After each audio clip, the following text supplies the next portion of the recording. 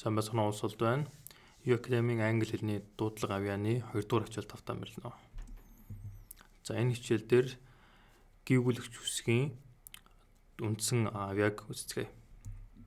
За нэгдүгээрт S үсэг. За S үсгийг бол S гэж дуудаж ярьдаггүй. Харин S авьяа гаргадаг. За одоо ихшигтэй холбож дуудъя. А са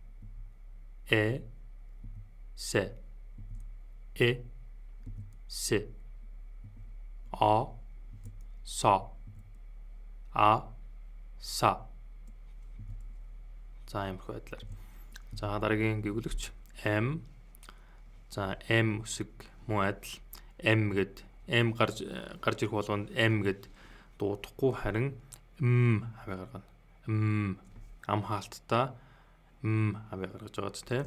За тэгэхээр үндсэн авьяа нь бол за ма ме ме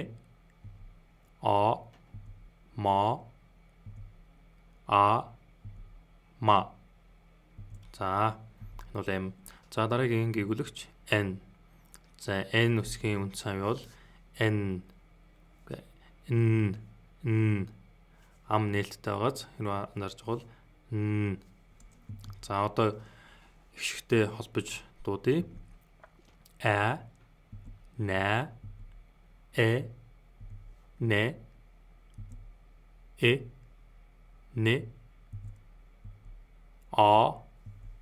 на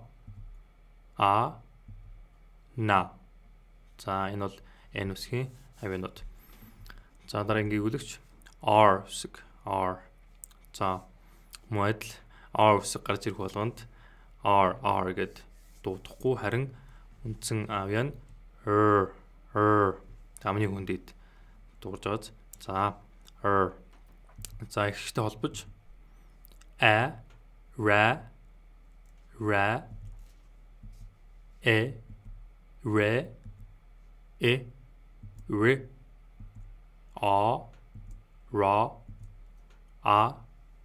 ра. За ийм хүү байдлаар дуудагдах нь. За дараагийн гүйгүүлэгч L үсэг. За үндсэн авьяа нь хилээ хатс хийгээд авьяа гаргаж байгааз тийм. За ишгтэй нөлөөлээд ла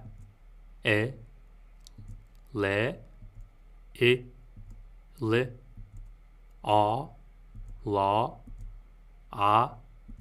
ла. За энэ бол L үсэг. Дараагийн үсэг F үсэг.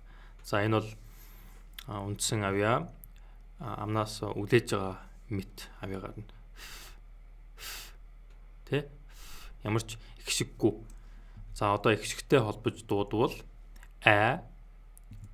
фа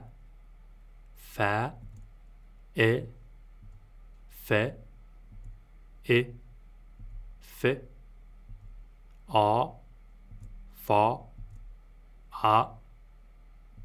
фа. За иймэрхүү байдлаар. За манай монголчууд энэ F хэсгийг бас нэг хольд сольдог. П авьяагаар бас дуудах гэдэг. Тэгээ энэ үсэг нь бол F гэж дуудагдах үсэг шүү. За P гэдэг дуудагдахгүй нь биш. За дараагийн гүйгүүлэгч H. За H гэдэг бол үсгний нэрнтэй. Харин авьяа нь болохоор манай Монгол Х үсэгтэй дүүцэх үсэг нь. За тэгэхээр амаа томоохон нээлттэй бас л агаар гарч байгаа мэд авьяа гарах нь. За ихшигтэй холбож дуудвал ха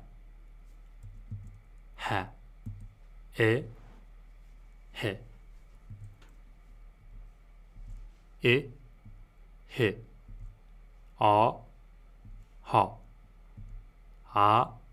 ха. За энэ бол H үсгийн үндсэн авьяа. Дараагийн үсэг D. За D-г бол D гэд нэрээр нь дуудаад явахгүй харин D намайг дөрөв хэлээрэй. За харин ихшигтэй хольж нийлүүлж дуудвал а да э дэ э дэ а да а да. За энэ бол д үсэг. Дараагийн үсэг b.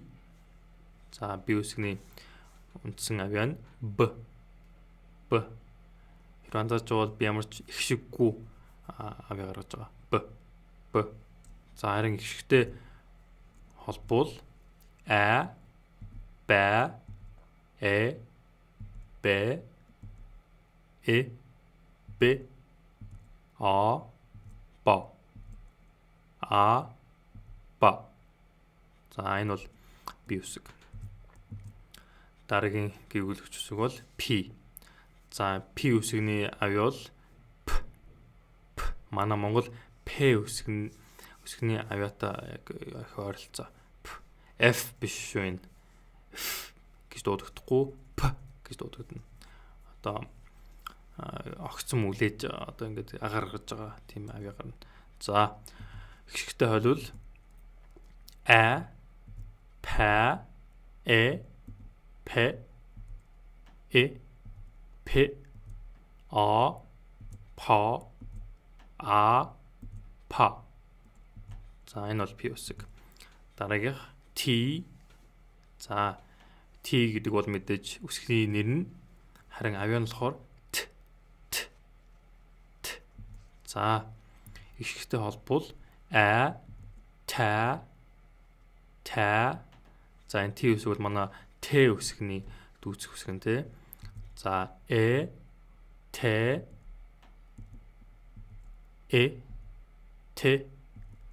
а та а та. Дараагийн үсэг j. J үсгийн авьяа болохоор j. J гэдэг бол нэр нь тийм үү. Авьяа нь болохоор j. За тэгвэл а жа э ж э ж а жа а жа. Дараагийн гэгүүлэгч g. За g үсгийн үндсэн авьяа бол г. За бас өөр j гэдгээр j авьяагаар дуудах тохиолдол байгаа. Гэхдээ одоо хэдүүлээ г гэдгээр үзье. А га. За манай г үсгийн дүүцэх авьяа байх нь шүү дээ, тийм үү? Тэрнтэй их тусдаа сонсогдно г. За ихч г ч биш, арай зөөлөн дуудах нь байна. Га. Г. Га. э г э г а га а га. V үсэг. V үсгийн үндсэн авьяа в. За а va э в э в а ва а ва. V үсэг. W.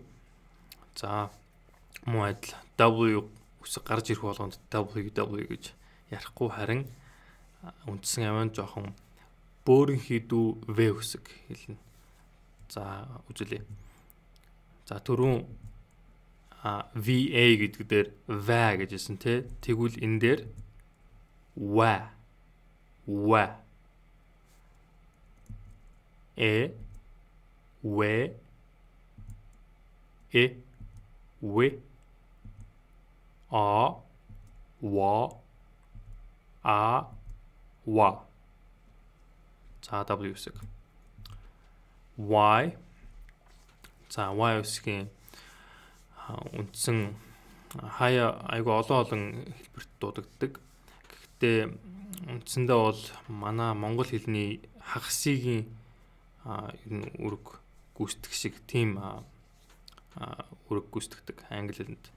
За тэгэхээр жишээлбэл Хагас Монгол хэлэнд хагас тэгээд өөр нэг их шиг байвал яаж дууддаг вэ? Жишээлбэл хагас а үсэг байвал яаж дуудах вэ? Я гэж дуудана те. За тэгэхээр энэ y ерөөхдөө бол хагасгийн одоо манай монгол хэлний хагасын үсэг шиг адилхан тийм үүрэг гүйцэтгэх нэ гэсэн үг. За жишээ аваад үзье. Тэгвэл энийг я гэх нь. Я. За гэдэг бол үндснээр нь дуудана. Тэгээ урд нь хагасын оруулсан гэж бодоод дуудъя. Е. Е. А